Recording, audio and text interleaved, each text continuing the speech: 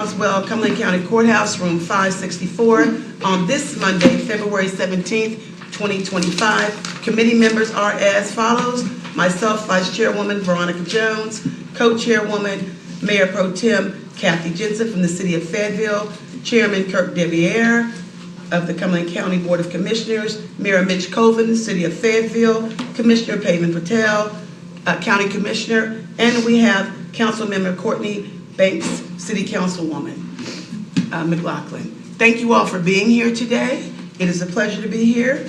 And at this time, I would ask that members of this committee would please read over the minutes and see if there are any changes to the agenda at this time.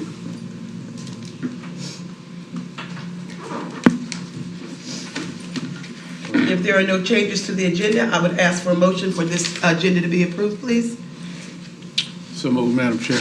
Can I get a second? Second. All in favor, please raise your right hand.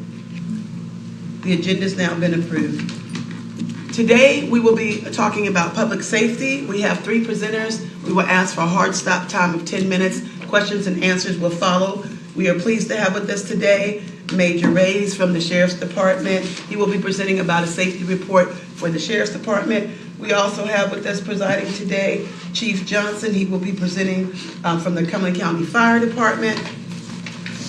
And we also have from the City of Police Department, Chief Braden. Thank you all for coming today. Our first presentation will be provided again from Major Reyes from the Sheriff's Department. You may begin.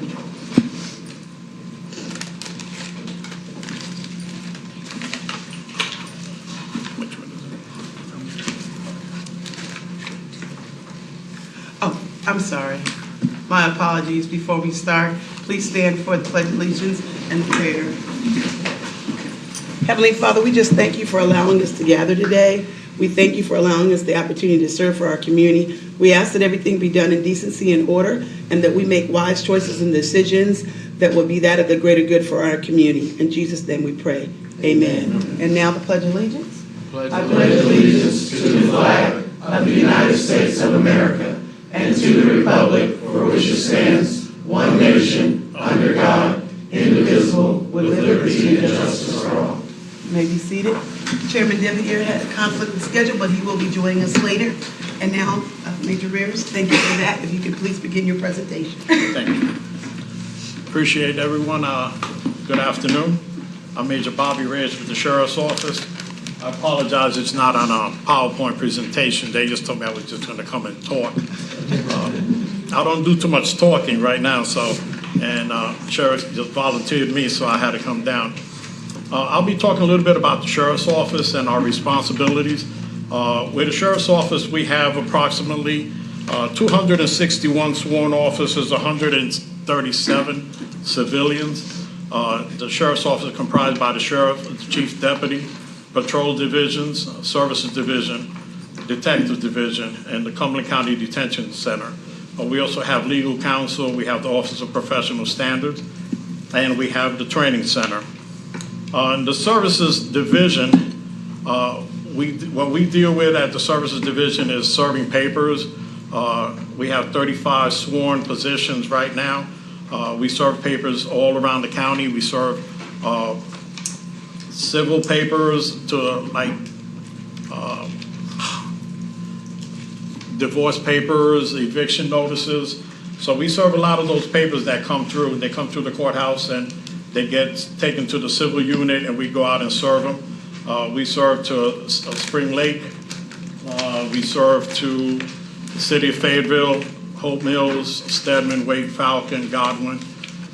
This last year, in the year of 24, we ended up serving and processing 32,904 papers. That's a lot of papers with only 8 deputies.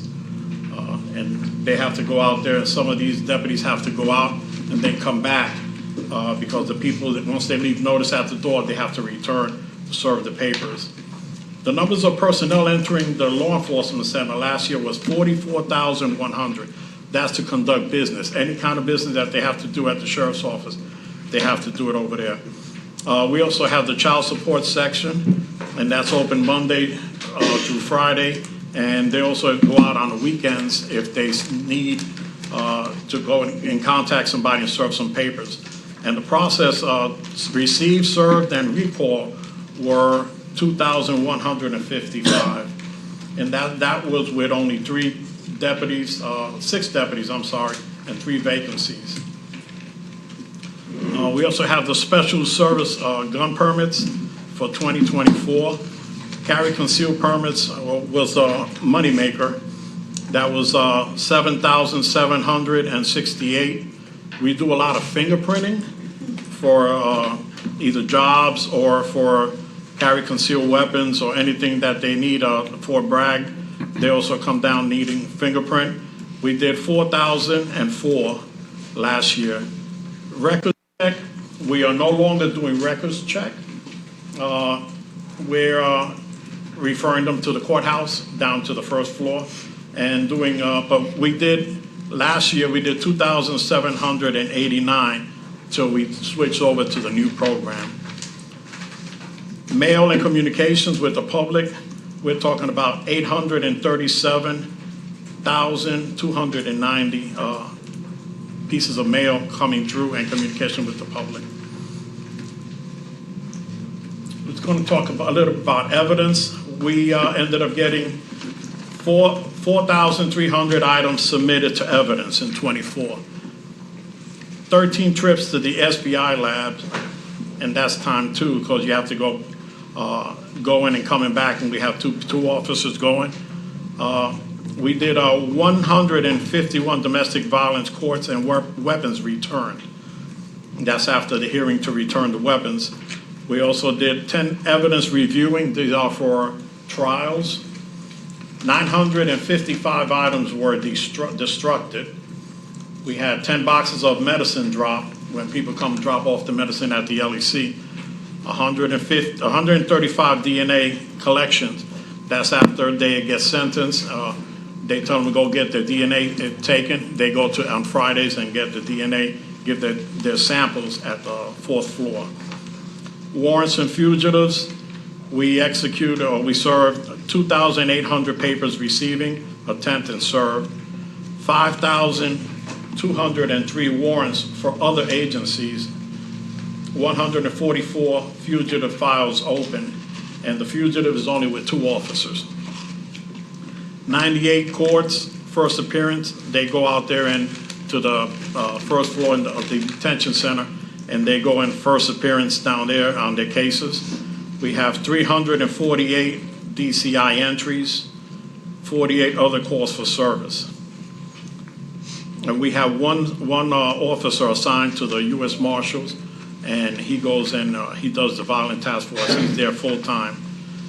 Records, right now we process in 2024, we processed 30,136 reports. And that's 24/7, even to include weekends. Again, numbers entering the courthouse, number of people entering the courthouse, this building here, 40,058 people coming in and out of this building. Last year, there were 102 knives seized, 42 pepper spray containers, and 55 other weapons, that being scissors, brass knuckles, aspertons. Luckily, we had 0 guns seized in this building. That's a great job that our officers are doing right now. These deputies served 106 warrants, responded to 37 CAD calls within the courthouse, and responded to 4 duress alarms inside the courthouse. And these alarms are in each courtroom, and the DA's office and certain offices have alarms. When they push the button, our officers have to leave their posts and run down there. And with the amount of officers we have right now, it's kind of hard, but they do a good job. These officers also transport to the detention center and process suspects taken into custody while judges are in court. The courthouse security is also responsible for the CCDC court. That's first appearance, mental hearings, veterans court, family court, and sobriety court, totaling 7,881 cases assisted, and that's just in 2024. They also provide security for the commissioners' meeting Board of Adjustment, and Planning Board. And this is whenever they're scheduled to do it. Fleet-wise, we have several cars, and I'm not going to get into all those details because we'll get into that later on with the commissioners. Road Patrol. Road Patrol, to include all our 9 zones within the county, is a totaling 80,514 calls for service. And that's for all kind of calls. Allocated deputies for patrol is 52. Right now, we only have 38 filled positions.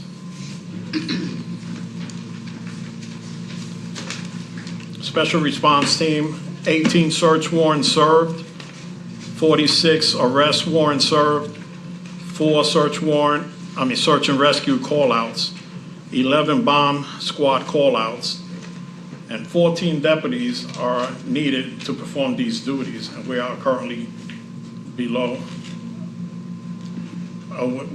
full strength with the members. We have 14 alternate members right now. The K-9, we had 29,539 K-9 searches have been performed on the road in Cumberland County and in the detention center. And these generate drugs, money, runaways, elderly walkaways, homicide, robbery suspects. These K-9s are trained in bomb, narcotics, and cadaver detection. There are right now 9 working K-9s. School resource officer, we have 25 schools in Cumberland County. Reports completed within those schools is 807. Calls for service were 5,220. Classes taught 2,008. Referrals, CIT dispute resolutions were 272. School special events, 781. That's like football games. In the community watch and the motor unit right now, we have 14 deputies that are needed to complete these duties. Right now, we only have 2 on motors and 2 in community policing. They did speed enforcement, 72 hours of that. Assisted the road patrol unit, 231 hours. Community watch patrols, 1,156 hours. Project Lifesaver with the elderly, 16 hours.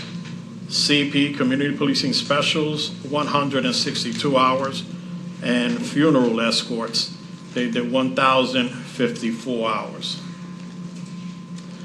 The Detective Division, we have property crimes, financial crimes, miscellaneous crimes, major crimes, human trafficking, special victims, youth services, homicide, narcotics, interstate interdiction, CSI, cyber crimes, and detectives. And we have the breakdown right here. A total of cases assigned were 4,372. Arrests made were 522. Follow-ups and contacts, meaning interviews, speaking with the public, and doing further follow-ups on their cases were 48,144. Right now, as of for the year 25, we only have 2 homicides. That was in January. Speaking a little about the detention center, today's count was 731 inmates, 644 males and 87 females. Youth offenders, right now we have 0. Probation, pending probation, we have 10. CCJ time, we have 10.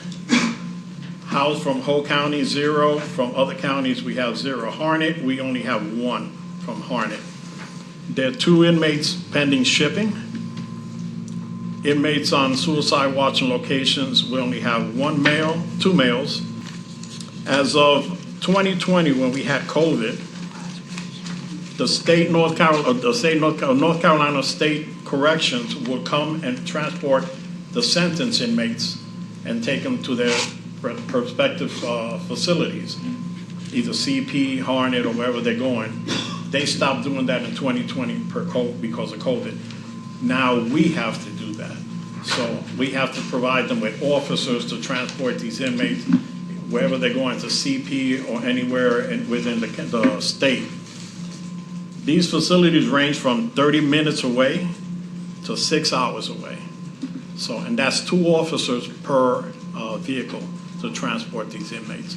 That puts a lot of wear and tear in our vans, especially our county vans, when we're transporting these inmates to these facilities. And right now, that concludes my presentation. If anybody has any questions. Thank you so much. At this time, the floor is open to those that are on the committee and staff. Any questions for Mr. Reyes? We appreciate, Major Reyes, your excellent presentation, as well as the documentation for us to be able to review Yes, more ma'am. in depth on our leisure. Any questions from anyone? Chairman Gideon? Yes, ma'am. Madam Chairwoman, thank you so much. Just a quick question. Yes, sir. Any contact with DOT to restart those? Any word from them that they're going to restart that post-COVID? Right now, they're not. What they're doing is they are doing it from the state facility to state facility. They're transporting inmates, but they're not doing it from county to state. And the reason why I ask is we have our great representative here from the state, and hopefully he can hear that and hopefully take that message back. But it's a big burden. It's a big burden on the facility, and especially with the manpower that we have at the detention center. We have to borrow officers from other sections, other divisions, to go and transport. So you're taken away from patrolling the roads, manning the courthouse, doing services, serving papers, to transport these inmates that have been turned over to the state. Now we got to do that job to take them to these facilities. So. Thank you. Thank you, Madam Chairwoman. You're welcome. And yes, Mayor Mitch Coleman, you have a question? Thank you. Major Reyes, good to see you. I see you, sir. Question for you. How has your capacity been impacted with the new shift in the ICE immigration demand for the county coming from the federal level? Right now, we do what we have to do, but we haven't received anything. They put ICE detainers on the inmates. Once they get the ICE detainers, we comply with the ICE detainers. And but right now, I don't see anything different.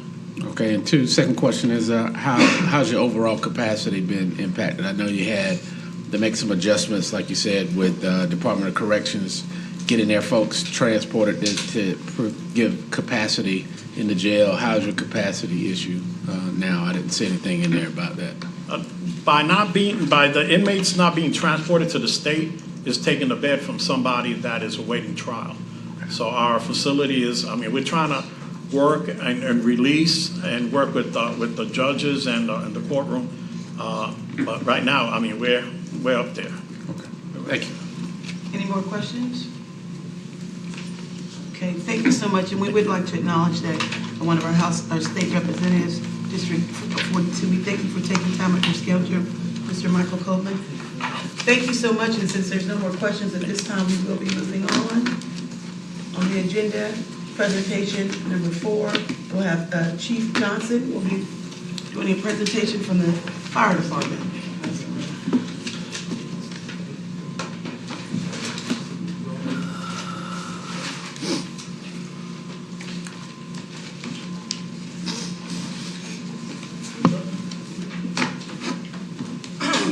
You have your handouts in front of you for those that are on the committee. Good afternoon. Good Good afternoon.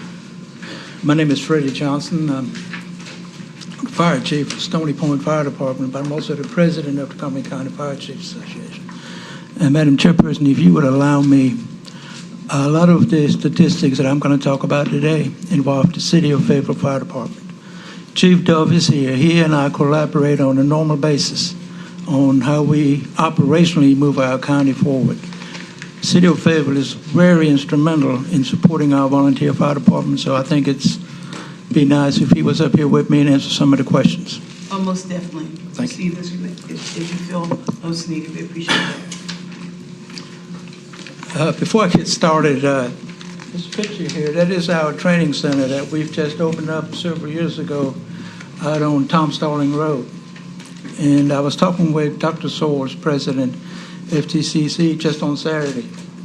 and he was telling me how enrollment has skyrocketed. So it's getting out, especially our Swiftwater Center. We have people coming in from all across the eastern United States, and so it's a good thing. And I can tell you it is max capacity during the week, and we're not even done yet. So we're in the process of completing phase 2, which is several more burn buildings, flammable liquids, prop, and just a lot of other good things that we're doing out there. So my presentation today, I need to sort of present that in terms of the Cumberland County Fire Chiefs Association. Everything that we do here in Cumberland County as far as fire is sort of wrapped up in the Chiefs Association, and that encompasses all the fire services in Cumberland County, including Fort Bragg. In the time of brevity, I've sort of condensed my presentation, but I'd be more than glad at the end to answer any questions. I've also have a slide in here on every fire department, which I didn't include, but I can include at the end if you have some specific question on the fire department. Our mission, the Chiefs Association, is pretty much what we do. We do all of this jointly. Our big purpose is operationally. How do we operate operationally in the county? And that's very, very important. When we have the perfect storm, when we all come together, the things on the fire ground has to be done the same way. Let me give you an example. If a firefighter has a mayday, something goes badly wrong on a fire, we all got to do that the same way. If we don't, we have a second disaster on the fire ground, and we do that.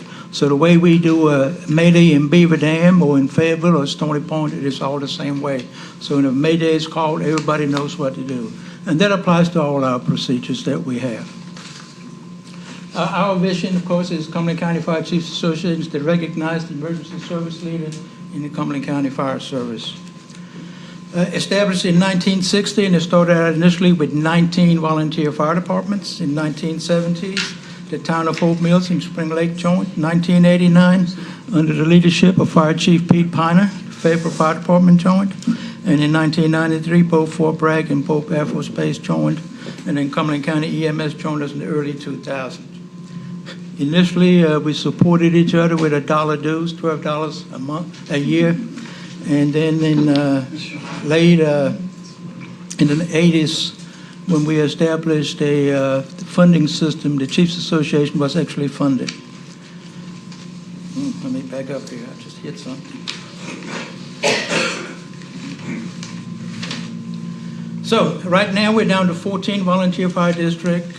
Just to say, Rayford Road, Lake Rim, Lafayette Village, and Bonnie Doon were all annexed into the city, but they're no longer with us. And just in the last month or so, the Grace Creek 24 and Station 18 merged into one department. So now we have 14 volunteer fire districts remaining. We have 3 municipal fire districts, Fayetteville, Hope Mills, Spring Lake, and then of course Fort Bragg. Also got Cape Fear Valley EMS Transport Agency, then goes right on down. But we work on a daily basis with all of these agencies here as we do our job. And I can tell you that we do our job, Madam Chairperson, and what's important here I want to highlight, we have about 1,200 firefighters, and we do our job based on the dedication of those men and women that work or volunteer in our fire departments. And you know, you always hear this, thank you for your service. It means a lot when that happens. Our tires rotate based on those individuals. Without them, we couldn't do our job. So that also applies to the police department and law enforcement. I want to just briefly talk how many facilities we have. In the unincorporated areas, we have 20 physical fire protection facilities. City of Fayetteville has 17, Fort Bragg has 10, both the towns of Hope Mills and Spring Lake, 1 each. That represents right at 47 physical locations here in Cumberland County when we include Fort Bragg.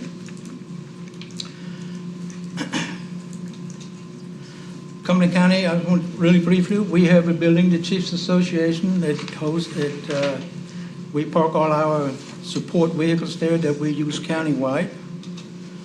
We have a mobile command and communication center. You can actually dispatch out of this center if you have to.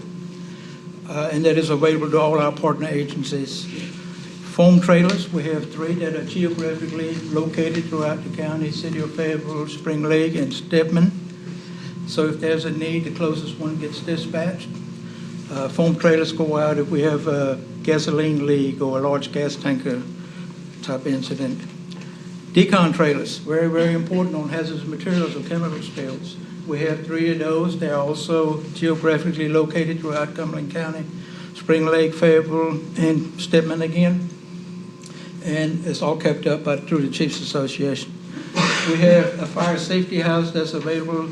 Some of the other departments, I think Chief Dolph also has one, but we use that for fire life safety education throughout county.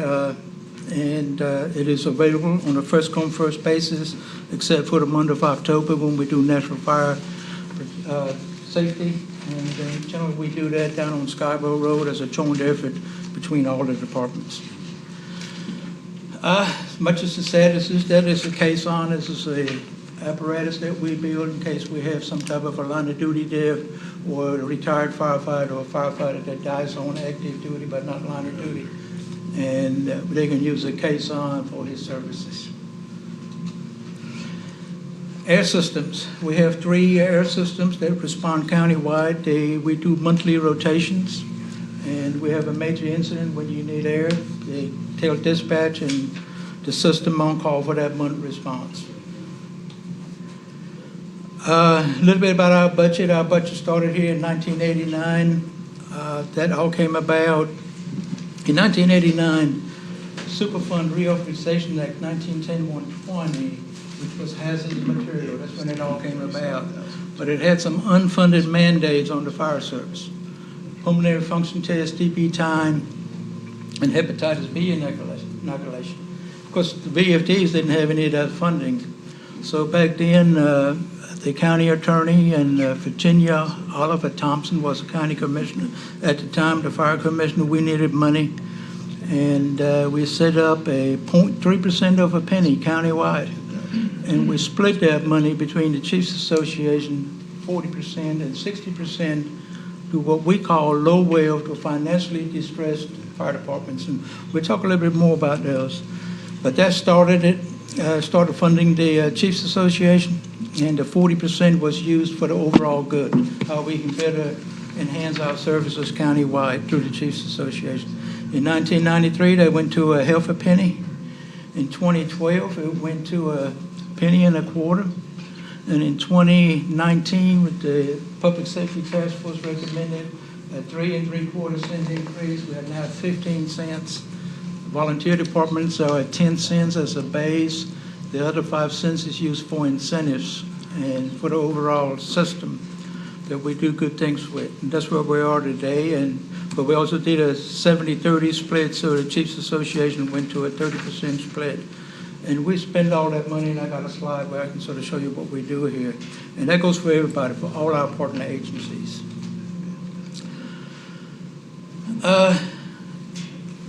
That was the sustainability in 2019 with the 3.75 tax increase. And by the way, I was told there was not a single complaint when that 3.75% tax increase came in for public safety. Low wealth, we have 5 departments that are actually what we refer to as low wealth fire district. That's Beaver Dam, Bethany, Goblin Falcon, Manchester, Stedman, and Wade fire departments. A lot of those departments, their budget is only like $100,000, $200,000. So through our system, they are now being supplemented up to $500,000 so they can sustain the services that we have. Then we have some also in the county. If you see here, Bonnie Noon, Lockett Village, Lake Graham, and then the west area. Those are areas within surrounded by the city, and the county gave the city the contract to run this area. A lot of it is farmland, with the exception of down at the old west area, that's the Shaw Heights community. And Fayetteville, of course, is the closest unit to respond there. So last year, 2020, our budget was $10,877,959. That's the county volunteer budget. Now I want to contrast that for a minute. Since the chief is here standing with me. In 2024, the city budget was $35 million. That included code enforcement. We don't do that in the county. It's done through emergency services. But you can see that's a big difference. The city is an all-career department. In the county, we're a combination department. Combination, for those of you, if you have one paid employee, you become a combination department. You can be one paid employee and have 30 volunteers, but you're a combination. So that's sort of how that works. Let me, this slide here sort of breaks it down on the incentives. And if you look at that, that's other incomes, and that's a little bit misleading. That slide, the data on that slide came directly of the annual audits. So other income, a fire department can sell a truck, they have other income. Then we have municipal contracts, and so we have a total over here which brings everything up to $14 million. But I can tell you our low web departments, even our high web departments are still struggling also by the sustainability of just full-time people. I have 20 full-time people, 85% of the budget goes to overstanding. We rely on a big fundraiser every year to balance the books. Calls, a little bit about our call statistics. And in Cumberland County, including the two smaller municipalities, we had 17,916 calls. City of Fayetteville had 27,974. And I want to stop there a minute and let the chief talk about his calls. What was your number again, Chief? So they, my numbers, Ms. Mayor, my numbers in the county, in counting Hope Mills and Spring Lake, we ended at 17,916. One of my next slides actually broke that down a little bit. In the city, what was reported through the end of 24 was 27,974, but they omitted a couple mutual aid calls and they actually run it over 28. But you can see that we're busy. So the total was 45,000. I can tell you for a brag, we're a little over 7,000. So we're a little over 50,000 calls of incidents countywide. And those are a lot of calls. Kevin. The city actually ran 28,898 calls in 2024. 80 or roughly 70% of those were medical calls, calls for service, and the rest are split up.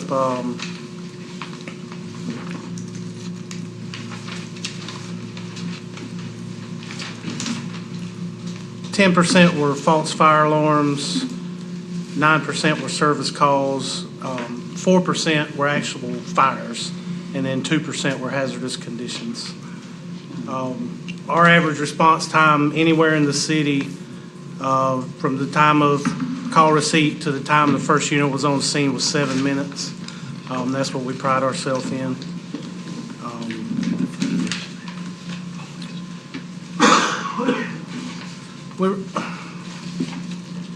The total structure fires in the city were 222, and that was actually fire in a building. 50 of those started in the kitchen. We had 1 civilian fire fatality, 33 civilian injuries. And one thing I want to bring everybody's attention to that's not only our problem, but it's also in the county, is lithium-ion battery fires. They're starting to become prevalent. We had 6 in 2024, and that creates a significant response issue. EMS and rescue takes up most of our time. Spring Lake and Hope Mills are both over 50%. Comparing in the county, which is slightly over 50% for EMS. We had about 114 active structure fires. And, but if you look at that under the fire category, there were 1,700 calls. That includes woods fires, car fires, it's just everything lumped into one. But actual structure fires was 114. We had 5 fire fatalities in 2024 in Cumberland County. Across there, there's NIFRS, National Fire Incident Reporting System. It comes from the National Fire Academy. That's being changed by the end of the year, going to a new system. But it sort of breaks those calls down again.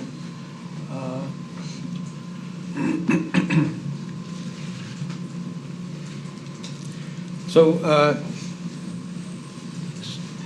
city of Fayetteville, I had 65%. The chief just said it was closer to 70. And some of that data was just updated this morning, so I didn't get it delayed so you could see it. But here are the data that we do for EMS, and that's a good thing. We're out there in the communities, so we help our EMS system, who needs a lot of help right now. They're short of ambulances. The flu's got everybody really tied up. I want to point this out. This is in the county only. We had 515 Interstate 95 unit responses. It's a little over 250 calls. But when we send somebody out on the interstate, we do what's referred to as a counterflow. So I want you to imagine Wade Fire District as exit 61 or 62. So if something happens south, by the time they get dispatched, that southbound lane is completely blocked. They're having a difficult time trying to maneuver that southbound lane. So what we do this countywide. We dispatch the rescue truck from east over to go north. So that we can get somebody on the scene till somebody gets there. On the interstate, it is sometimes very, very cumbersome. Those high speed, high velocity accidents, especially involving commercial vehicles, we can spend hours out there. And in the volunteers, there's no funding for that because most everybody lives not in Cumberland County, doesn't pay taxes. So, but that's what we have, and I don't know what the chief run, but they got I-295, and we're getting ready to do the same thing there once that whole road opens up here in 2026. We're going to do a counterflow. I just picked up 8 miles of that I-295 that's open from Camden Road back to the interstate. Chiefs Association, some of the initiative, we pay the annual North Carolina Association fire chief dues of all chief officers countywide. We provide first due records management in the county departments. Fayetteville currently is on Image Trend, which comes through the state. We provide a Freedom app. The Chiefs Association actually purchased the license, unlimited license for the Freedom app. This is something that law enforcement and the fire service that puts all the information on our cell phone in our trucks or MCTs. It's a good thing. We provide tablets, MCTs to every fire department. We subscribe to the National Fire Protection Fire Code subscription link, which allows 10 members at the same time to log in. So we share that. We just recently provided essential P25 compatible Motorola radios equipment to all the volunteer departments. That was about $3.5 million that came in. We did that through a loan, part of the 5 Cents initiative. Thanks to the city of Fayetteville, I'll tell you that the support we get in the fire service from the city of Fayetteville is just great.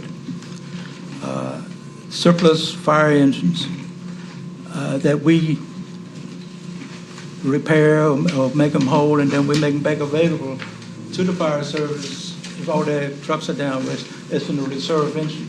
It also gives credit for ISO. So, Chief, thank you for doing that. Mr. Mayor, thank you for your city for doing that for the volunteers. It's really much needed. We provide, like I said, special equipment countywide. Chiefs Association keeps that up. And we do have a honor guard that we provide financial support and also maintain our memorial site at FTCC. And as well, we do a lot of other projects. At the time, our chairman was the senator. He actually orchestrated $1 million to the Chiefs Association that we benefit on an annual basis with projects that we do for everybody, not just the volunteers, but everybody that benefits from that. So those are some of the things that we do.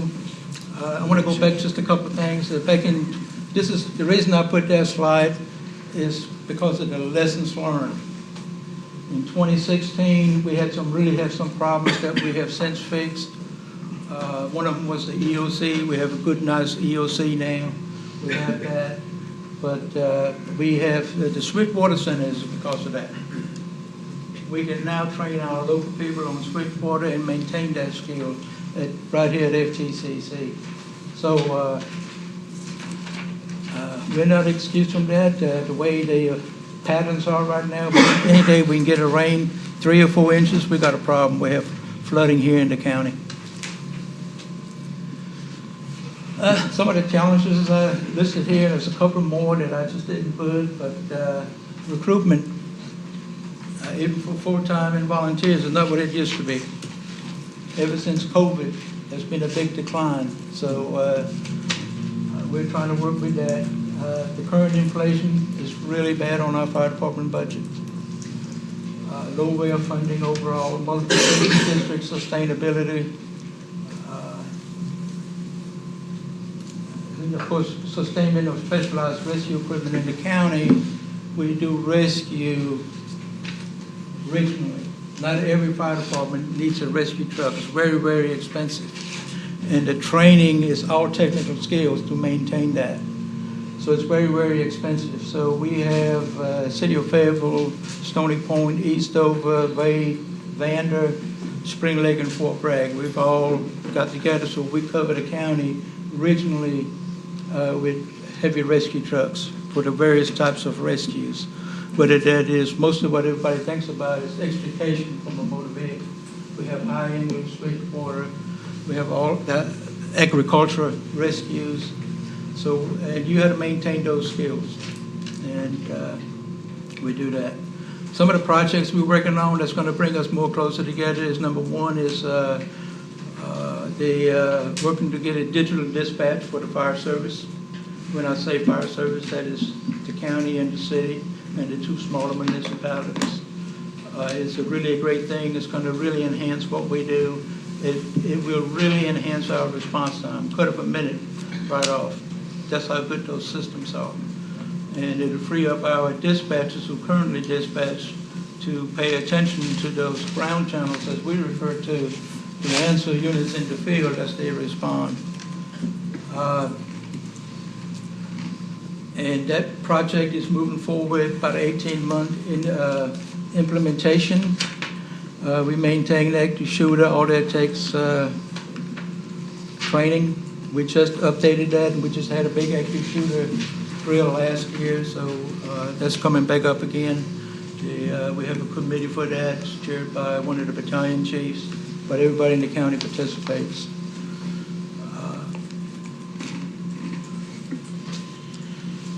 So, like I said, in the essence of time, I sort of put that together. I want to give Kevin an opportunity to answer any questions that you may have. Thank you so much, Chief Johnson. We do have a few questions. I know that we appreciate that. I know that Mayor Pro Tem, Ms. Jensen, she'd like to have a question to ask. And also we have City Councilwoman Courtney McLaughlin. They both have a question, so you may begin with your questions at this time.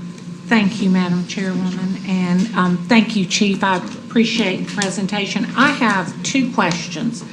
The first question is, when I was looking over this, I saw the city of Fayetteville has 17 fire stations, is what I'm reading off the report, and the incorporated areas of the county have 20. Yes, ma'am.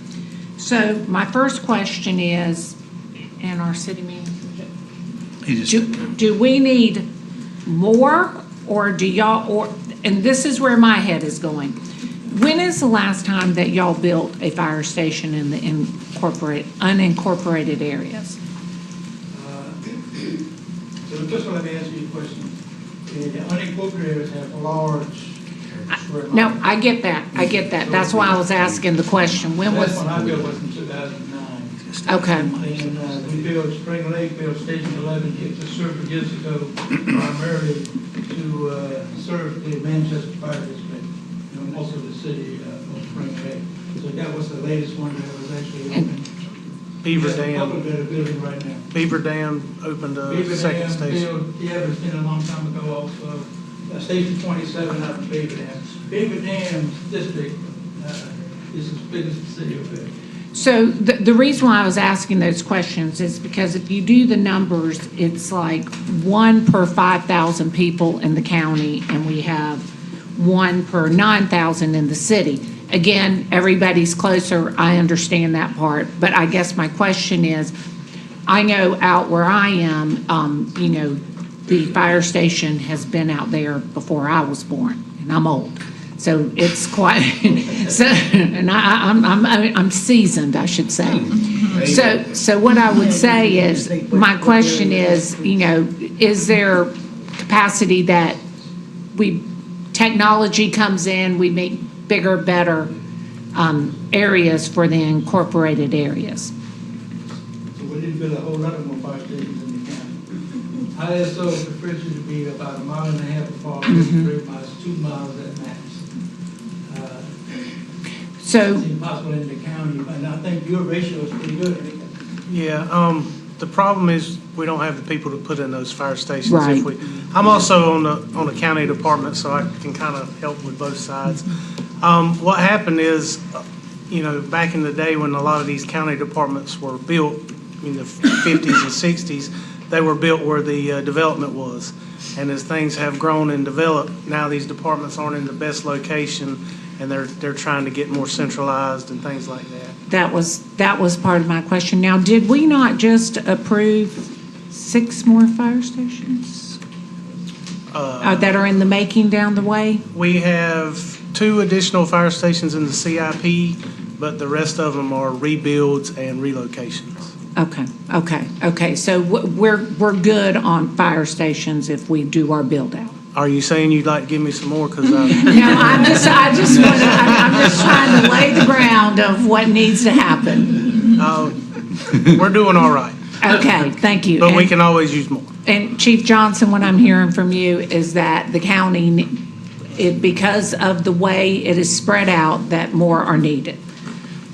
Okay. So my second question is, the tax, if we could go back to that slide, that the 2019.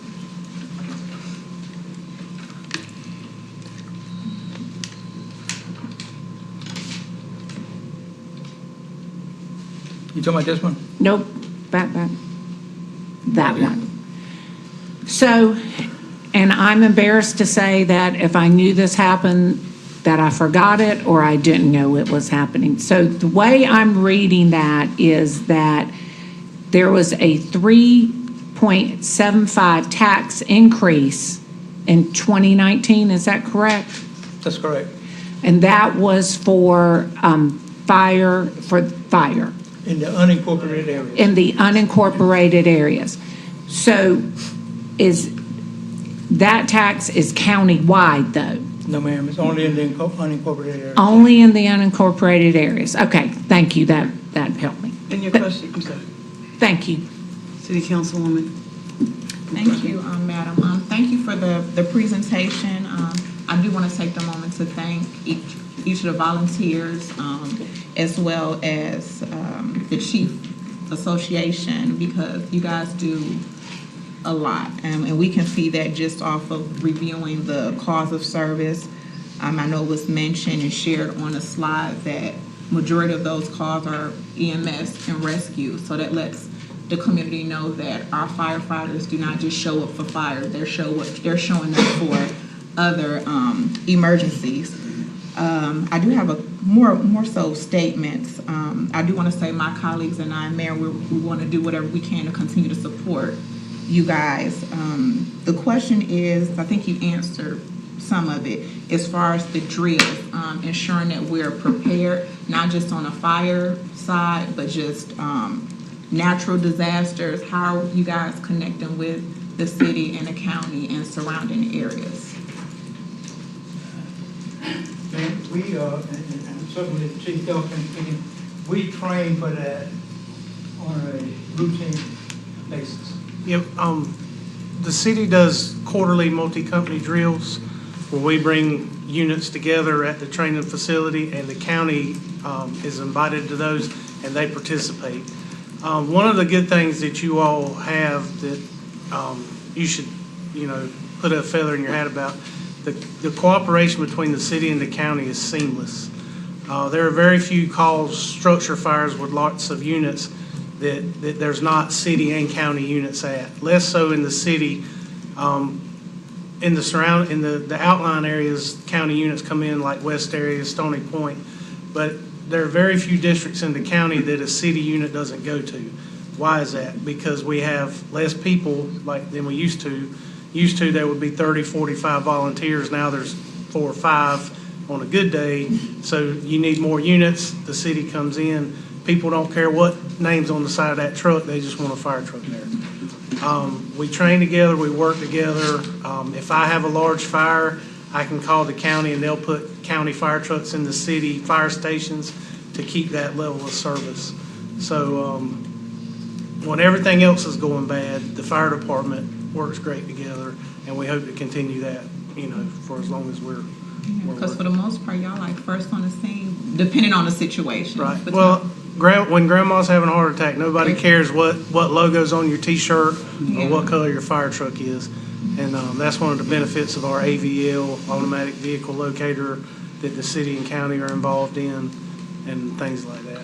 And when I say, and thank you for that, but even outside of that, I'm saying with our police department, our sheriff department, like if for some reason it was an active shooter, how are we collaborating? Yeah, we Is all that we part all of the do training we all do drill? those drills together. Okay.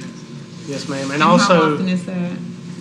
the big drills are once every 5 years or something like that. Yeah, we do one big one every 5 years because it requires us to upgrade our units. But we also do some smaller ones in between, and we train constantly active shooter drills for our new people. Okay. And- Because people leaving, people coming home, we gotta maintain that. Right. And remember, on our USAR teams, that is fire, police, EMS. Right. They're all collaborating. Okay, last question for the volunteers, with compensation, what are we doing towards, like, with mental health? So it is up to each individual volunteer fire department. Some pay $10 a call, some pay $5 a call. It varies across the county. Some don't pay anything. So when you come on, you're a true volunteer. But we try to give some type of reimbursement for the fuel costs and things like that. All right, thank you. Thank you, and I know I that, just want to mention one thing since we're talking. I just want you to know, I didn't mention that here, but it's important for the crew. City of Fayetteville is first-class fire department, and internationally accredited department. Both in ISO 1. Nobody else in the county has that. Look, can we? And Oh, yeah. we have 3 internationally accredited agencies in the county, Fort Bragg and then my department also. We have an ISO 2. I'm coming up for a 3 rating, and I think I'm going to hit a 1 too. So All right. Okay, looking forward to it. Thank you, sir. Mayor Copeland, you had a question? Yeah, Chief, good to see you again. Congratulations on award the other night. I didn't get a chance to see you there, but keep up the good work. But I'm going to talk about the elephant in the room, kind of. And you don't have to answer today because that'll take a whole meeting. But as you all have talked about the seamless collaboration between the county and the city's fire departments, there'll be an upcoming conversation that I think will be of interest to us to see how we can take that same collaboration over to the 911 process. And so maybe that's something that you think about. Maybe you can give a 30-second on your opinion of it without, the details, because I know it's a complicated conversation, but Just want to hear, because you've been there for a long time, and you've been collaborating with multiple chiefs, and you kind of got a good lay of the land. What's your thoughts on a joint process? First of all, thank you for bringing that up. Should have happened a long time ago. That is a missing link in our system right now. I think if we truly do the best for our citizens, we only need one PSAP in the county. PSAP is public safety and answering point. And I can tell you, even though we share the same cash, there are still delays that would go away. And then if we embrace technology, we'll knock it out of the ballpark. But thank you. I hope those discussions move forward. I would very much Yes, sir. be part of that if you let me. Yes, sir. We definitely need your Kevin, what do expertise. you think? Chief? Everybody benefits. Okay. Thank you. Question from Commissioner Patel. Thank you for the presentation. I do have one question regarding the interstate cases that you guys are called out to. Last year was 515. What's the typical cost that's associated with that if you're not getting tax reimbursement? And then historically, what does that look like? I mean, are your numbers going up? So the 515 interstate cases that you have, so what's the cost associated with that? And historically, are you seeing those cases go on the rise? There's more traffic, it just keeps going up. To give you a cost for reimbursement, I have to go back, I have to check the those departments, but I can tell you it's not cheap. So it costs a lot to run an engine company, run a rescue truck, specialized equipment. A lot of times with those accidents, you also have a hazardous materials field, and it's just a big response that's expensive. But I can give you that figure more based on per apparatus cost with Manning. That would be, Get that back to you. yeah. That would be It costs the city a little over $1,000. I think it's $1,031 every time the alarm goes off for a single unit response. Thank you both for this excellent presentation, and I do have a comment. I would like for you all to just briefly, I know you all are doing great things when it comes to the school system to make sure that our youth are being educated in regards to different items. And I know that E. Smith, just if you all could elaborate a little bit, in some of the schools, I guess they have like a program in reference to the fire department and education, and we know that's important for our youth. So if you all could just perhaps elaborate somewhat on that of what you're doing in the school system, I would really appreciate that. Every department participates. The city has both programs. Pine Forest and E. Smith have a school program. Did Jack Britt ever open one up? They're growing, but E. Smith was the original one. We participate regularly. I'd say once a week at least. We're over there, and oftentimes as county departments also going to help. And that's taking a piece of equipment over there for them to use and practice with. I'm kind of glad you opened the door. I was going to throw this in at the end. Between the city and the county, over 20,000 smoke alarms were installed in 2024 free of charge. That's great. So that's 20,000 residences that people can go to bed at night and have a working smoke alarm free of charge to them. So that's a big deal for this county, and we're going to try to make that 25 or 30 next year. We also have a teen academy every June. Those are middle school aged kids that are invited to that. It's also a collaboration between city fire department, county fire department, Red Cross, the county CERT team. All the players come together and put that on. So we're as active as we can be. Because as we all know, that's what's going to make this future. Thank you so much. And we have, I'm Can I sorry. add something to that? Yes. The program we're talking about is the High School Fire Academy. And I can tell you that's one of the better programs that's been initiated in the state of North Carolina. I serve on the Fire and Rescue Commission for the state. And every quarterly meeting we have throughout the state, that is the number one issue that everybody does, because it's statewide. And what they do locally is former fire chief Patty Strain, and she's in charge, and she makes all those students in that program join a volunteer fire department. And so they actually, 16 and 17-year-olds, receive certification training. When they turn 18, they get certified as firemen. Wonderful. That's a good program. That's one of the great things we've done. Could you go to the microphone? We are streaming. Oh, I'm sorry. I had to walk in there to hear Mr. Patel.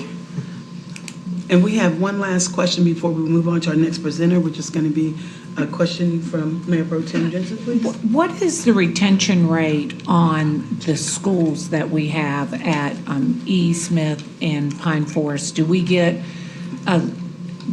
children that graduate from high school and then come into the fire departments? Or are we low on that? To be honest, we're low. Very few of them chase a career here. A lot of them go, when you're a kid, you want to get out and see the world, so we lose a lot that way. But we do get a few. But it's not as many as we'd like to. And that is true. I got 6 that once they graduated came to work for us. So, but it could be a lot better. So Maybe we can do it some kind of incentive program or something, or look at that a little bit deeper. Thank you. Thank you both for that information, and now we're just going to have a comment from our chairman, Mr. Deviere, and then we will be moving on. Thank you both again for that educational presentation. And I'll be brief, Madam Chairwoman, thank you. Interstate, the comment around the interstate cost, I know that was a topic of our conversation with our state delegation chair, or state delegation, when we met with them. It's a statewide issue that we've got to look at, so hopefully we can move the needle on that. And then the last point is to my city colleagues, we're more than ready to talk 911. Okay, good. Okay, and now as we move on to continue with our agenda, we are on item number 5. Thank you for your patience, and we do look forward to your presentation. Chief Brady, Fayetteville Police Department, we thank you again for your patience. This is all definitely important information, so we are ready for you to present when you're ready. All right, thank you. Thank you for the opportunity. As I give the presentation today, I'd like to start with, it's not my normal group that I present to, just a couple quick facts about the Fayetteville Police Department. Established in 1783, we provide over 242 years of dedicated service to the city of Fayetteville. We're the 122nd nationally accredited police agency and have been so since the 1980s. We consist of about 431 sworn, 160 non-sworn. We service about 150 square miles within the city limits of Fayetteville. That's for a population of nearly 210,000 people. We break that down into 3 patrol districts, our Campbellton District, our Central District, and our Cross Creek District. Each of those districts contain 9 sectors. And additionally, this year, we've also taken on 49 schools and added 24 SROs to our staffing. As I start this presentation, we talk about crime. We always, need to look at how we did on the previous years and get that footprint for going forward. Late last year, around September, October, the SBI came out with their crime data for 2023. As you can see, statewide, there was a 2.3% increase in the crime index. Of the 10 largest cities in North Carolina, only 3 showed a reduction in the crime rate for 2023. Winston-Salem and Chief Penn were down by 21%. Fayetteville was down by 8%, and High Point was down by 7%. You look at many of the things that affected our crime rates, motor vehicle theft being the one that had the greatest shift when we look at what we had with our Kias and Hyundai thefts. There was a TikTok trend that really took the nation by storm. And then, with they quit producing a lot of the big Hemi motors. We saw a lot of our Dodge Chargers, our Dodge Challengers, things like that became very trend-worthy vehicles to be stolen. If you look at the FBI crime statistics, the city of Fayetteville in 2023, violent crime was down by 7%, property crime was down by 11%, total crime down by 10%. And you look and see what the crime trends nationwide were. We were following in suit with some of those crime trends as they affected all over the country. For the year 2024, we had 3,499 total persons crimes. That's down from 3,820 the previous year. That's a reduction of about 8.4%. Property crimes, 9,891, down by 8.4%. Our felony arrests we're down, and then I'll talk about that as we get down to the bottom section of this slide. And our misdemeanor arrests were actually up by 5.6%. When I present these numbers to council, I always talk about crime numbers and what they do, okay? You know, as these crime numbers start to converge, that means they start to come together, total crime and arrest, okay? That lets me know that our crime rates are coming down. We're investigating and solving more actual incidents of crime. That's why our arrests are going up, okay? These numbers can also chase one another. If crime is going up and we're investigating crime properly, we're making more arrests, those numbers can chase each other. As crime increases, our arrests and our investigations are more efficient, then we have more arrests. If crime is coming down, I don't have a big issue when crime is coming down if our arrests are coming down. So I didn't, really concerned about the felony arrests lowering. When we see that our violent crime was coming down, I think that's a natural progression of what we expect to see in crime trends. What we don't want to see is those two numbers start to diverge. If crime is going up, our arrests and our investigative techniques are going down, and we're not getting as many arrests, that's when I, as a chief of police, truly get concerned. If you look, and this is a 10-year trend now, for the past 10 years, there's been a 35% decrease since 2014 in overall crime. That's a combination of our property crime and our violent crime. If you look, So can you repeat that, Chief? 10-year low. The past 2 years are a 10-year low, 2023 and 2024. Okay, what does that 35% decrease mean? That means that we were down by over 7,169 incidents. I'm not talking about calls for service. I'm talking about crimes where we put pen to paper and recorded an incident of crime that occurred within our city. That's over 20 incidents per day less crime than in the previous year, which was also a reduction. You got to keep that in mind. That's 2 years, consecutive years in a row. So 20 incidents per day coming off our lowest crime year prior to that. Talk about violent crime. We've seen a 17% decrease since 2015. That was the high year with the red arrow indicated at top. Again, we've had 2 consecutive years in reduction of our violent crime. What does that mean? That's over 1,348 less violent crimes occurring within the city in the past 12 months. That's a total of about, on average, of 4 incidents per day of violent crime. That's our shootings, our stabbings, our aggravated assaults. Taking a look at our violent crime, we all know homicide is the one that comes to the top of the list. In 2023, we had a total of 52 incidents reported. In 2024, we had 27. That was a reduction of 48%. That reduction didn't just present itself in homicides. You look at rapes, down by 22%. Aggravated assaults, down by almost 25%. All other persons, these are the lesser included charges, the assaults, the simple assaults, things of that nature. They were down by about 1%, for a total reduction in crime across the board under the violent category of 8.4%. Our shooting and occupied property had a 19% decrease from the previous year. That means the drive-by shootings, the shooting of individuals in cars going down the street, almost a 20% reduction. Shooting incidents have primarily been the result of escalations of interpersonal conflicts and drug-related robberies. And we're not talking about the kilos of cocaine. We're talking about a half a pound of weed that people are getting robbed and shot over in our streets, in the parking lots of apartment complexes, in the parking lots of some of these chain stores that we have. 239 incidents reported of persons illegally carrying concealed weapons. That's an interaction with the police officer that led to a charge for either a CCW or possession of a firearm by a felon. 385 firearms reported stolen year to date, resulting in an abundance of illegal firearms in the hands of felons and juveniles within our community. These are the ones coming from the B&E of the motor vehicles, the larcenies from the residents. The reduction in our homicide numbers can be attributed to the reduced number of child deaths and domestic-related homicides.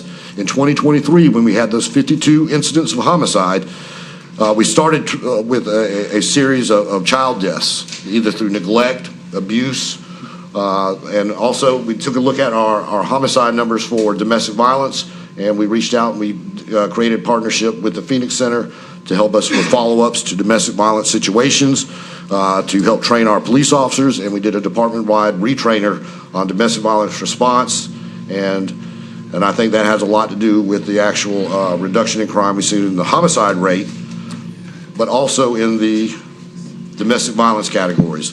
You look at misdemeanor assaults for domestic violence, down by over 53%.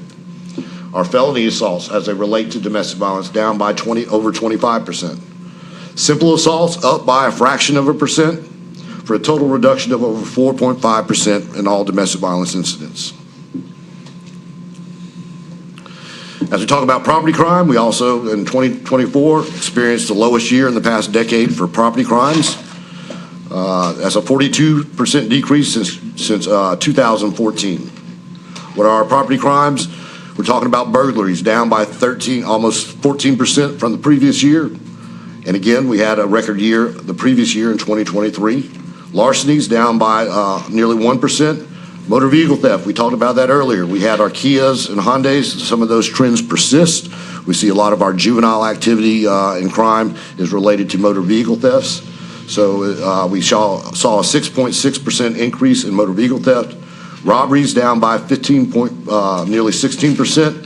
I get a lot of questions about this one. A lot of people think robbery is considered in the violent crime category, but it's an act of stealing property through through a threat of violence, not an act of violence.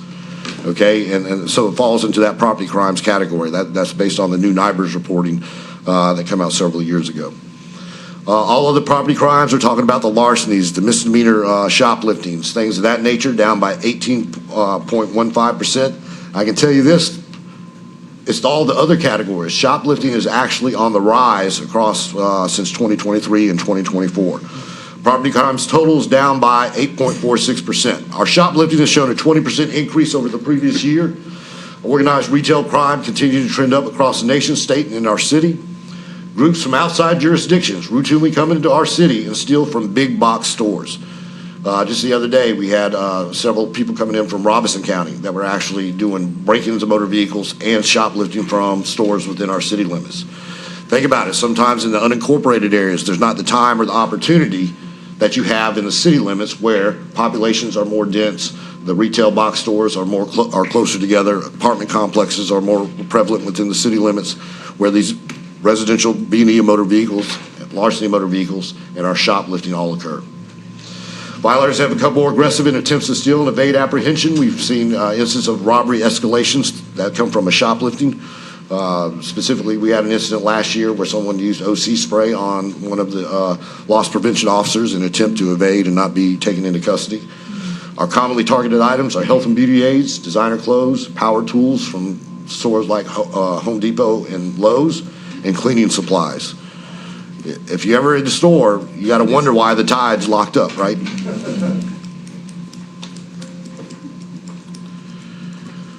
Talk about juvenile crime. This is where I had some great concerns. The previous year, I've been forecasting the rise in juvenile crime for the past 2 years. If you look at our custody orders, they were up by a total of 79 for all of 2023. Okay? 85, there was a total of 79 for all of 2023. Field contacts, over 424 contacts with juveniles out in the streets. We had over 1,125 reports that relate to a juvenile. Total incident charges, there were over 1,550 charges that involved juveniles. We identified over 934 juveniles for those 1,550 charges. We look at 2024, we had 2 juveniles charged with attempted murder. We've had over 43 weapons violations committed with juveniles. Our assaults in red caused me great concern. We only had a total of 152 for all of 2023, and we had 245 total for 2024. Drugs, 38. B&Es, 139. There were only a total of 78 for the previous year. Robberies, a total of 19. There were only 6 for the previous year.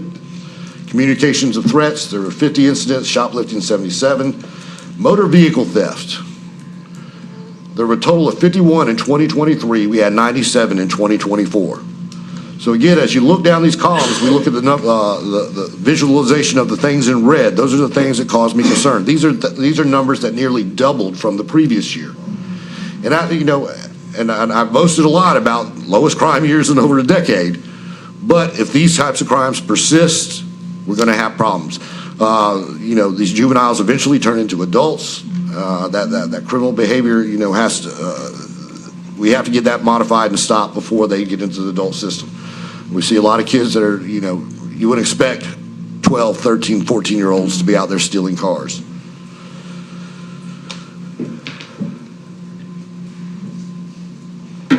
I know there was questions and concerns about our homelessness and mental health responses at the Fayetteville Police Department. We have these two programs that are in our department. Again, that they're put there to help alleviate some of the pressures that we see from our calls for service. We take over, on average, about 175,000 calls for service a year. Okay, I talked about our staffing, 431 officers. That's a lot of calls spread out amongst those officers.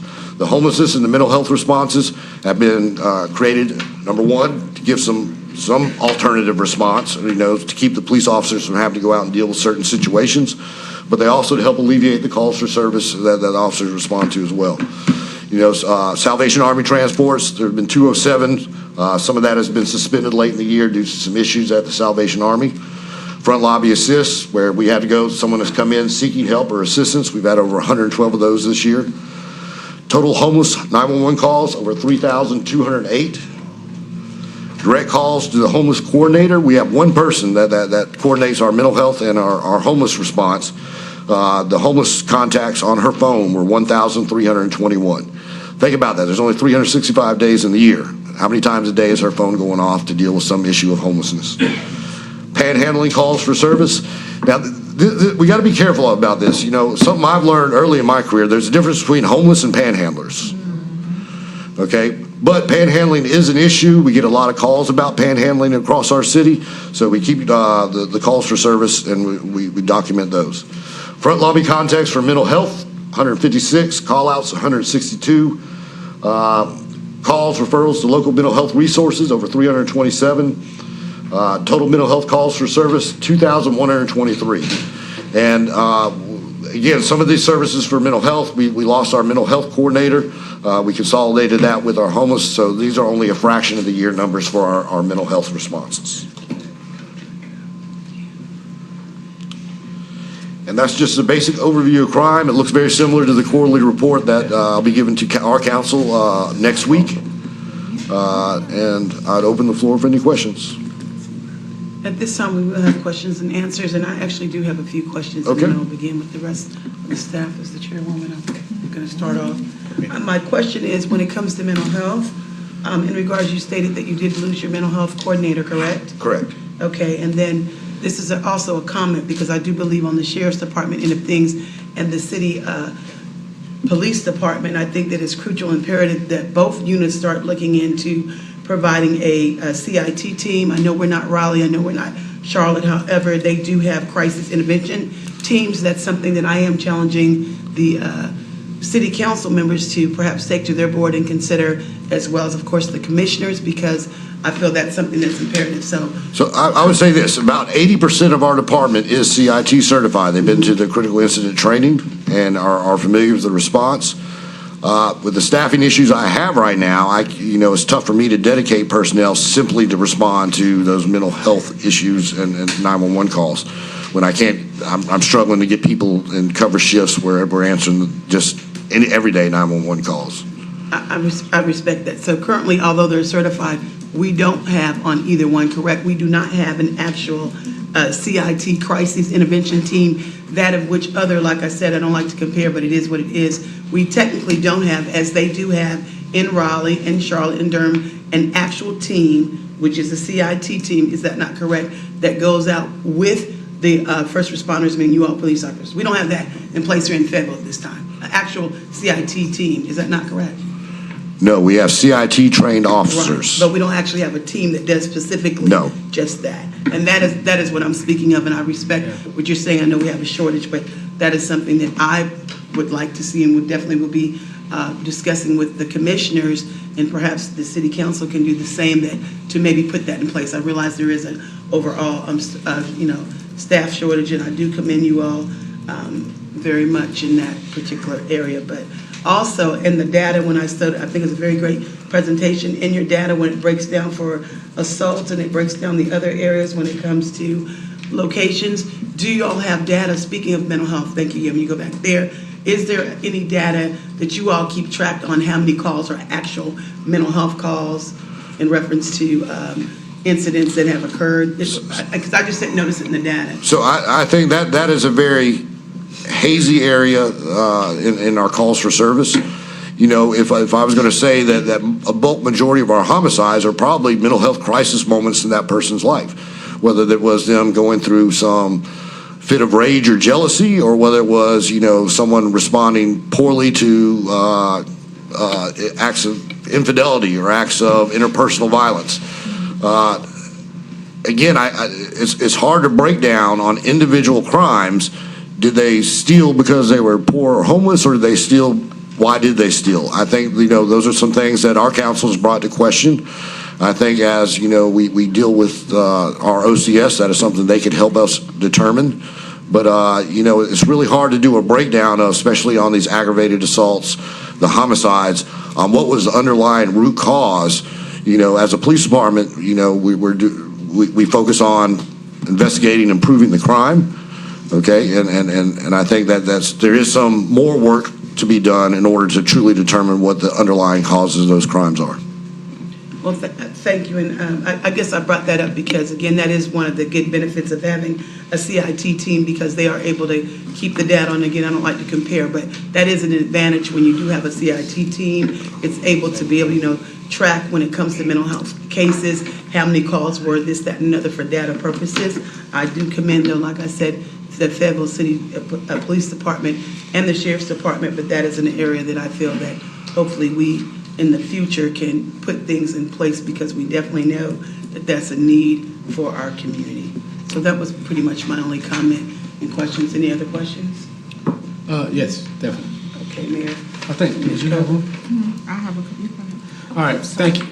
Thank you, Chief. Want to go to a couple of things. Can you go back to the slide that showed the motor vehicle numbers? For juveniles or all together?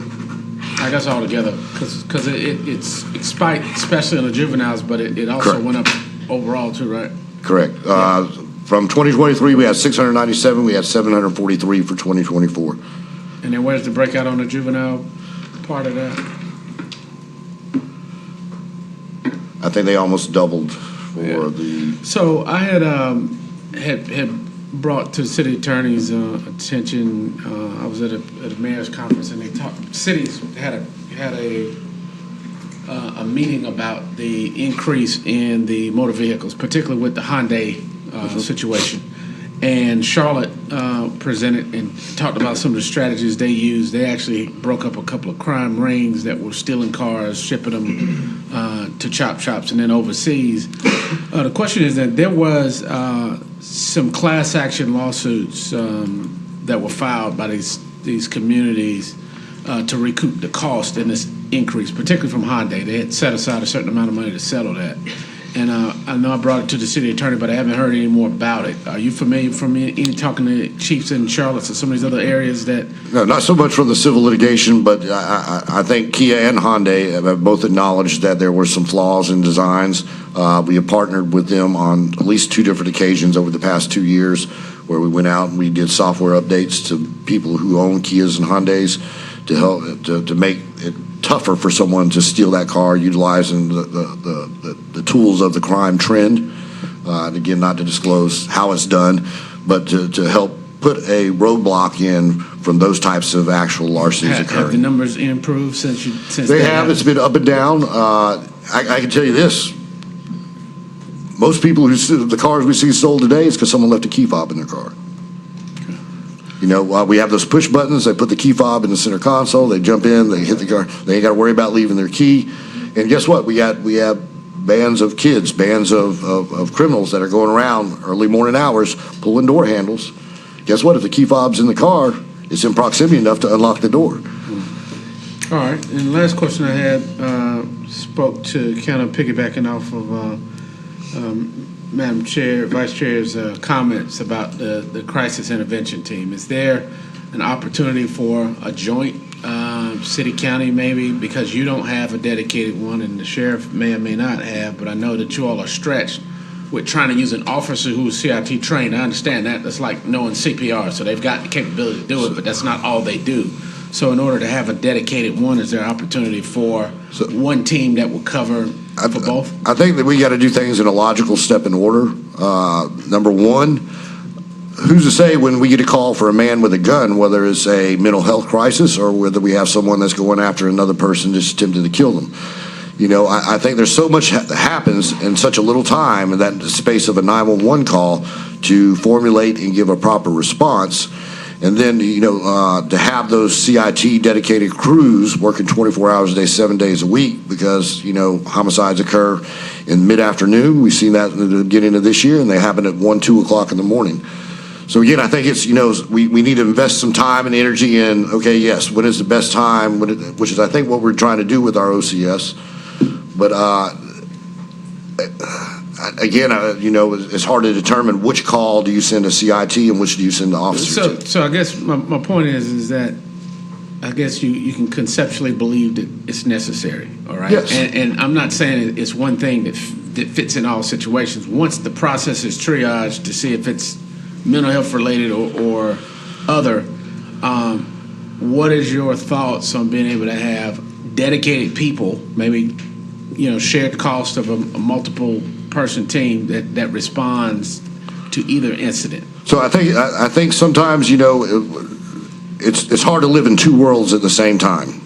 Okay, it's hard to be thinking like a cop, preservation of life, preservation of self, preservation of third party interests, and also be thinking about, okay, how do I talk this person out of the gun?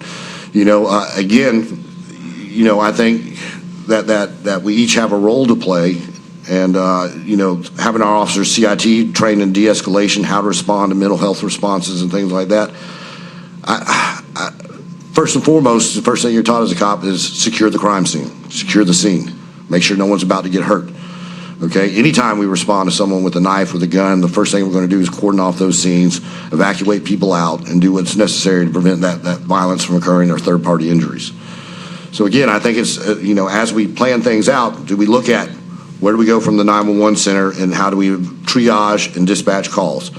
Number two, you know, it's always going to be the default if someone's walking around with a gun, a knife, threatening property, threatening persons, that the police are the dispatch to that. So I'm not speaking to that part of it. Okay, let's say Saturday I was at a funeral that I had, and it was a guy that obviously had mental health challenges that was impacting the service. Right, the response that came was a police officer. Because there's no one else out there to respond. There's no gun. So that's my point. Do you conceptually believe or not believe that there could be a dedicated process? Not saying dangerous situations that need to be.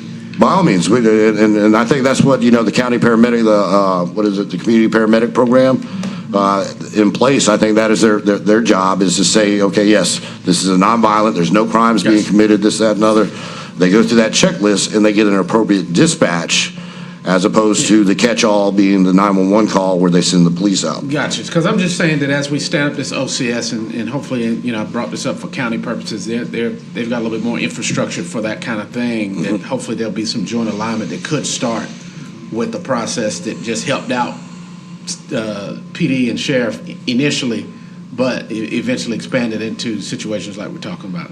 But thank you. Appreciate it, Chief. And we do have a few more questions. Commissioner Patel has a question, also City Councilwoman McLaughlin, and I have an input in reference to juvenile after they finish. Commissioner Patel? Thank you, Chief.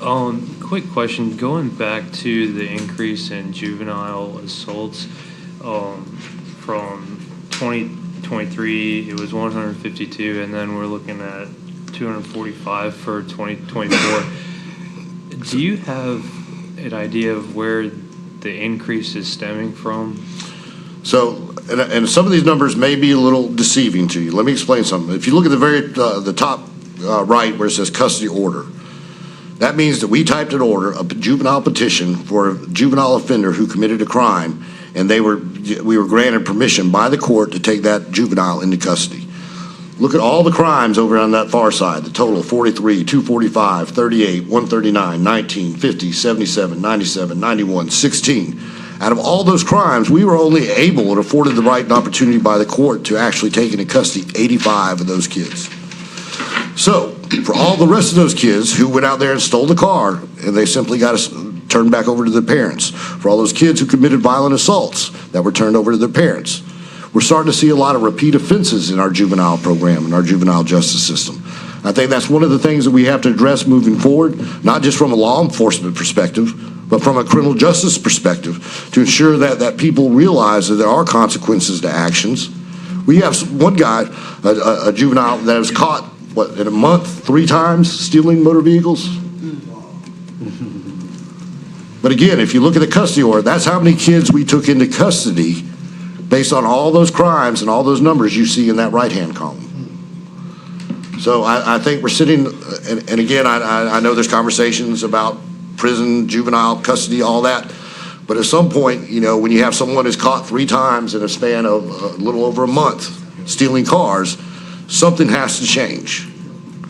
So again, these numbers over here, the number of times we made contact, the number of reports we took, blah, blah, blah. You figure that we're less than 100 custody orders on over 1,125 incidents reported. Thank you. And you had a question? A few statements. Thank you for the presentation, great information.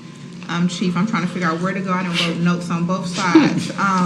First, I would like to finish up with the CIT. I think that it could be definitely, if we look further into that with the Connect and the OCS with that, because there is a need, as we can see.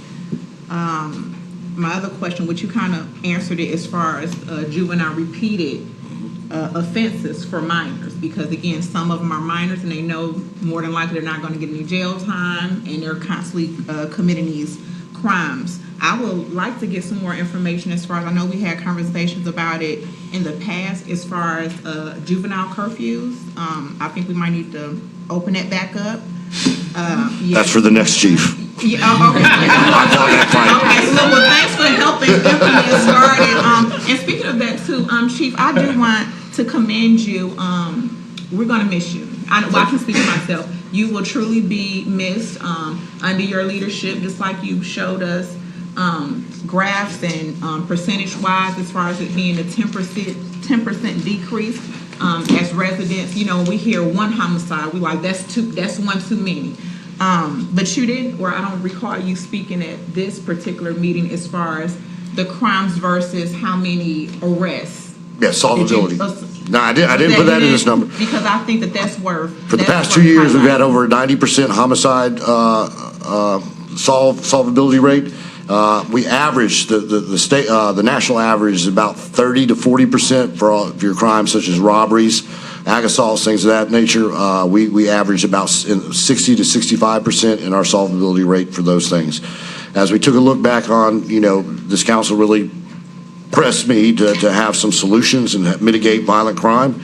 I've kept the homicide unit fully staffed, even though we're looking at shortages across the entire police department. For the most part, I've kept our capers unit. Those are the people who investigate the aggravated assaults, the shootings, the stabbings, things like that, fully staffed. Last year, we ran a violent crime task force where we had a pool of officers that worked during the most prolific hours for violent crime and put those in violent crime areas, and we had a positive impact there. So again, I think council's put me to task of address and help mitigate violent crime, and we've really focused on those things for the past 2 years. Look, to sum that up in a simple format, out of 90% of those homicides, those individuals were arrested. Correct. Correct. 95%. So thank you. With the SROs, how has that transition been as far as within the school system? So I think community policing is a sort of inherent nature of most cops. They want to, when you ask a cop, why do you want to be a police officer? They all tell you they want to get back, they want to protect, they want to serve, they want to have a meaningful career of service. So, going into the schools, I think that is, I've said it when we had the conversations about should we or shouldn't we. I think it's just a natural extension of the basic community policing concepts. Touch kids when they're young. A lot of people talk about at-risk youth, okay? And I partner with somebody, they talk about at-opportunity youth. To me, a kid who's doing good in school, making good grades, but can't learn because the environment's all constantly being disrupted by those who want to fight, those who want to do other things. that kid is just as at risk as the person who's out there stealing cars. What are the likelihood of them to continue to come to school, continue to get good grades? Again, as you look at a lot of the programs that we focus on as a police department, we focus on the good side of things. We don't just always talk about, hey, don't steal cars. No, we want to promote and provide an environment and mentorship to the kids who are out there trying to do the right thing, trying to get the good grades and be part of that. Okay. One more thing, if you can just highlight just a little bit some of the programs that you guys offer within the school, just any community involvement. So, and I took all those off. Normally I have those in my quarterly report. The one big thing I did when I became the chief of police was we started Faith in Action. You know, I addressed a lot of our churches and clergy within our community. We talked about, hey, you know, it's easy to do a mission over to drill a well, to build a schoolhouse. Let's start doing missions in our own backyard. We talked about, you know, the opioid epidemic and some of the overdose deaths. That was the first thing we really addressed in 2023. And we had, I think, a positive impact. If you look, we had the number of actual overdose deaths was greatly reduced in the past 2 years. The focus this year is going to be on violent crime. Guess what? They're all in the same area. We're going right back to the same areas. When I took a look at where were we having our overdoses, where we have our violent crime, where do we have our greatest poverty, the three things that I said as a chief you have to address in order to mitigate crime, they're all the same areas. We're going right back to the same areas. Our focus is going to be shift from overdose. We'll still have lead out there. We'll still give out Narcan, but we want to push Crime Stoppers to truly get cooperation, you know, 95, 99%, yes, we're struggling to get that 1%. We want the community to get involved, feel that they can call the police, interact with the police, and provide information. We look at our schools. We've been in our schools since last year with The Crux, the movie, where we go in, they view the 45-minute film. It has a lot of things that are pertinent to our kids, the challenges they face, the crimes that are being committed by our youth. And we talk about healthy alternatives, how to deal with interpersonal violence, things of that nature. Our movie night, you know, we're looking to revamp that a little bit this year. We're going with the less is more approach to that. You know, we had a bunch of smaller ones that were probably less attended than they have been in years past. We wanted to make them true big events where you know, where we're going to reach and touch the most kids. If you look at our PAL program, you know, we had our boxing in PAL. That's probably been the staple and the mainstay of our PAL program. You know, that only services about 6 kids across the city of Fayetteville. We're opening it up for jiu-jitsu. You can't go to a strip mall in the city of Fayetteville and not see a jiu-jitsu gym right now. It's proliferating through our community, through our nation, you know, getting something that kids want to be involved in, okay, and who their heroes are, who they look up to on TV, I think is big there. We're also looking to extend our PAL camps outside, you know, really focusing on that at opportunity youth instead of looking, you know, constantly looking, okay, who's gotten the most trouble?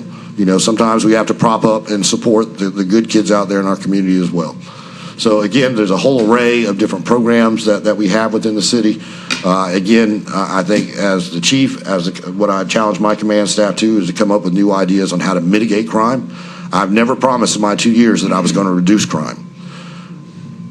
Never promised that. I said I will come up with programs. I will come up with options to help mitigate crime, and hopefully, what the result of that is reduction in crime. And I thank you so much. I'm trying to be definitely mindful of time. We appreciate all this information. It's important. I know that the mayor does have one more question. I want to make a quick comment.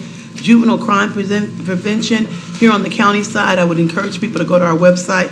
We do have a Juvenile Crime Prevention Council, and we also have an RFP out at this time. Any organizations that might be listening, that is to help prevention for at-risk youth. And so, again, we have fundings that are available until the end of July.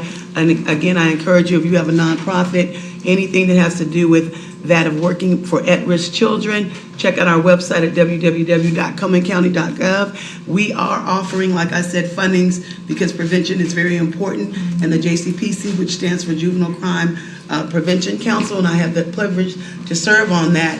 Definitely, there's a lot of programs in place, and they are making sure that it takes a team. We encourage you to go by the website. If your organization, if you're out there listening, can help or can qualify to be able to get some of those fundings to help put that forth. And now for your last and final question. Yes, ma'am. It wasn't really a question, more so a comment. Thank you, Chief. But I did want to say to this committee as we meet, this is great information. I hope that out of that will come us thinking differently of some partnership opportunities to take back to our boards. I think that's the focus that I think I've heard several areas of alignment today that I think we can review, take back to our boards and figure out how it is that we can actually make it a joint city-county approach to it.